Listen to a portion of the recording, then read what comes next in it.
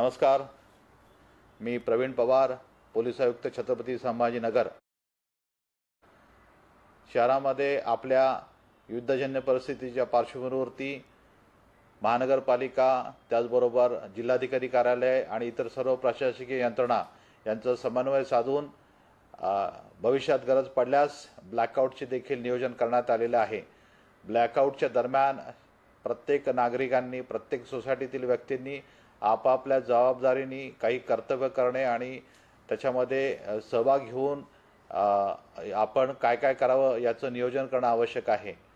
कोणत्याही वीज पुरवठा कंपनीकडून ब्लॅकआउट केल्यानंतर सर्व लोकांनी आपापल्या घरामध्ये आपले पडदे बंद करून घेण्यात यावेत। घरामध्ये टॅबलेट्स असतील, कॉम्प्युटर्स असतील, आपले मोबाईल असतील ते वापरू नये।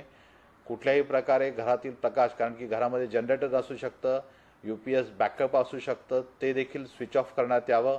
आपण अशा प्रकारे जर रस्त्यावरती असाल, 4 चाकी वाहनात असाल, 2 चाकी तुम्ही वाहनावरती असाल तर तुम्हाला ते वाहन बंद करावं लागेल, कारण की हेडलाईट चालू असणे, त्याचबरोबर आपल्या गाडीचा ब्रेक लागल्यानंतर टेल लाईट चालू असणे, या देखील मोठ्या प्रमाणात रस्त्यावरची वाहनाच्या रांगा ह्या दिसू शकतात। त्याच्यामुळे या बाबतीत जास्तीत जास्त जे उपाय योजायचे जेणेकरून कोणत्याही प्रकारचा उजेड हा बाहेर दिसणार नाही याची सगळं खबरदारी सर्व नागरिकांनी घ्यायची।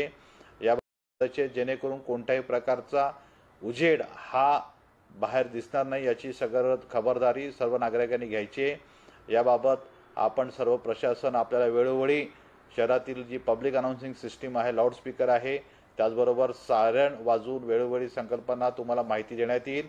त्या प्रकारे आपण सर्वांनी यंत्रणेला, प्रशासनाला योग्य ते सहकार्य करावे ही आपल्या सर्वांना विनंती। धन्यवाद।